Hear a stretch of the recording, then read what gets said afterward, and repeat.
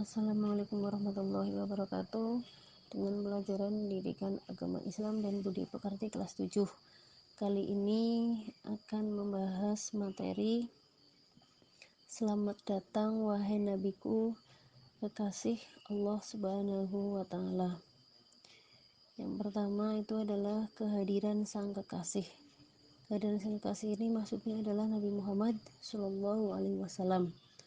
Nabi Muhammad SAW itu lahir pada hari Senin 12 Rabiul Awal ataupun disebut juga dengan tahun gajah yang bertepatan dengan tanggal 20 April 571 Masehi. Nabi Muhammad SAW lahir dalam keadaan yatim. Ayahnya itu bernama Abdullah bin Abdul Muttalib. Wafat saat Nabi berusia 6 bulan dalam kandungan ibunya, yaitu ibu daripada Nabi Muhammad SAW itu adalah Siti Aminah. Saat bayi, Nabi Muhammad SAW itu diasuh oleh Halimah Sa'diyah dari Bani Sa'ad. Nabi diasuh dan dibesarkan sampai beliau itu berusia 5 tahun. Saat Nabi Muhammad SAW berusia 6 tahun, ibunya itu wafat.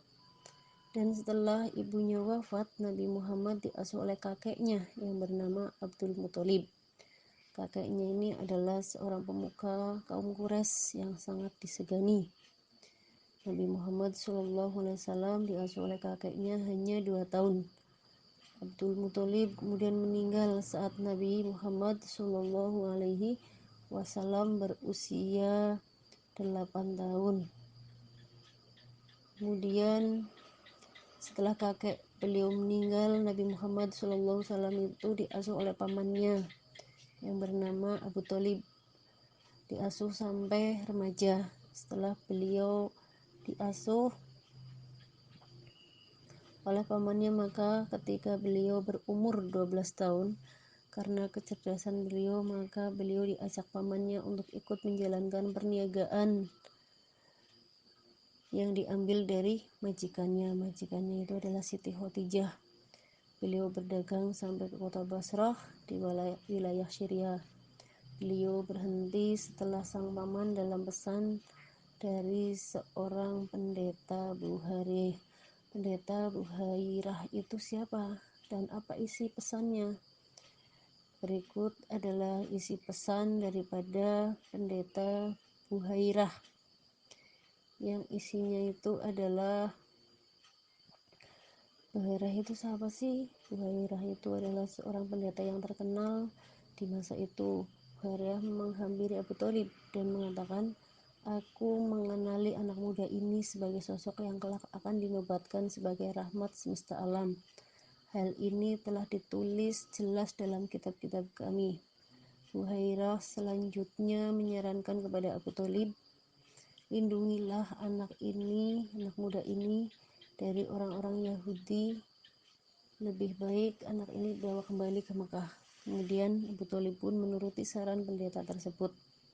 Anak muda yang dimaksud ini adalah Nabi Muhammad SAW. Kemudian Nabi Muhammad SAW itu dikenal sangat jujur dalam berdagang.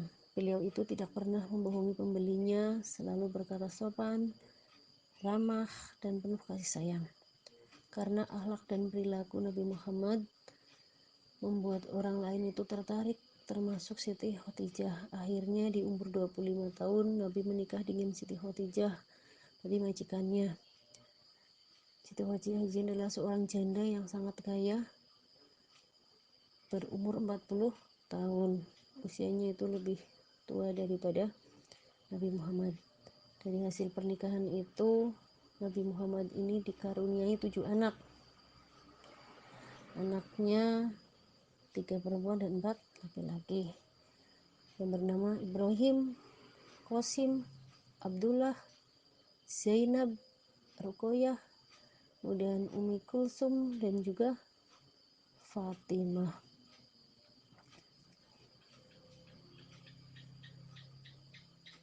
Dalam keberhasilan dagangnya, Beliau ini dikenal sebagai pribadi yang mulia. Pribadi yang mulia itu yang dimiliki Nabi itu yang seperti apa?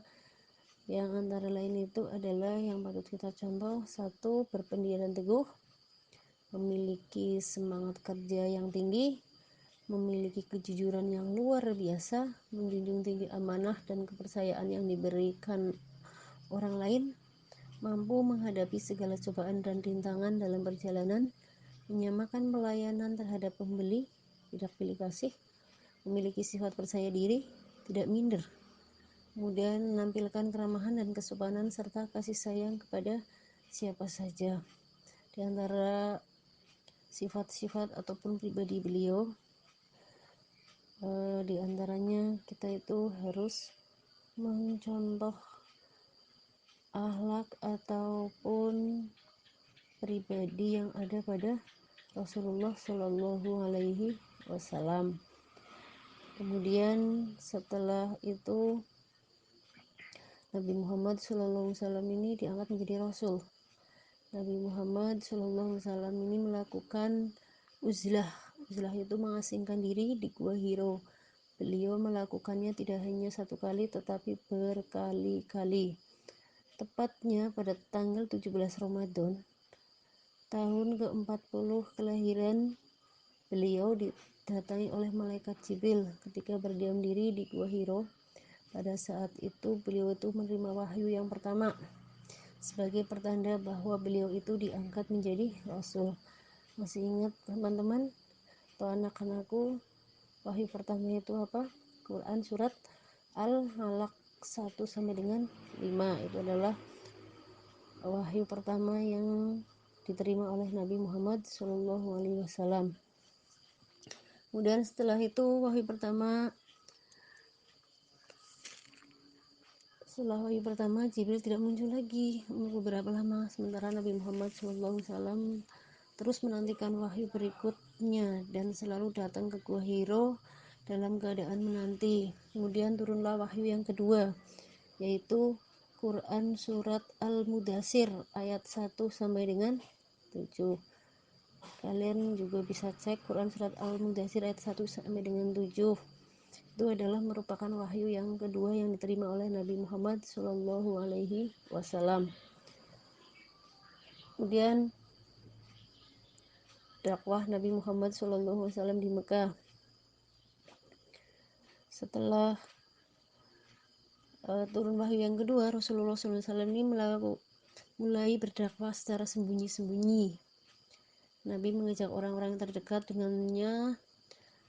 Kemudian tempat yang dipilih untuk berdakwah ini adalah rumahnya Al-Arqam bin Bani Al-Arqam Al-Azmi. Ini orang-orang yang pertama kali memeluk agama Islam ataupun yang dikenal dengan yang namanya itu adalah As-Sabiqunal Awalun. Mereka itu siapa? Mereka ini adalah Siti Khadijah, Abu Bakar, Ali bin Abi Thalib, dan Zaid bin Harisah. Selain yang tersebut itu berkat dari bantuan Siti Khadijah dan Abu Bakar, dari hari ke hari orang yang memeluk agama Islam ataupun orang yang beriman itu semakin bertambah antara laki-laki dan perempuan. Kemudian setelah Nabi Muhammad SAW berdakwah secara sembunyi-sembunyi, maka turunlah wahyu yang ketiga, yaitu surat Al-Hijr ayat 94 sampai dengan 95. Kemudian Nabi Muhammad SAW menerima wahyu lagi, yaitu surat Al-Asyura ayat 214 sampai dengan 215. Setelah Rasulullah menerima wahyu, kemudian beliau mulai berdakwah secara terang-terangan, tidak lagi secara sembunyi-sembunyi. Dalam dakwahnya Nabi Muhammad SAW itu banyak sekali mendapat tekanan, mendapat hambatan tentunya dari orang-orang yang tidak suka, terutama ini adalah orang-orang Quraisy.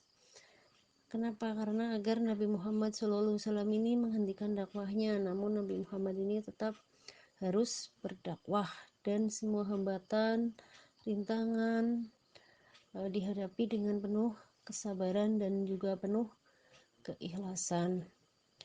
Ya, kira-kira seperti itu materi pada hari ini. Mudah-mudahan bermanfaat. Tetap semangat, selamat belajar. Terima kasih. Wallahul muwaffiq ila aqwamit thoriq. Wassalamualaikum warahmatullahi wabarakatuh.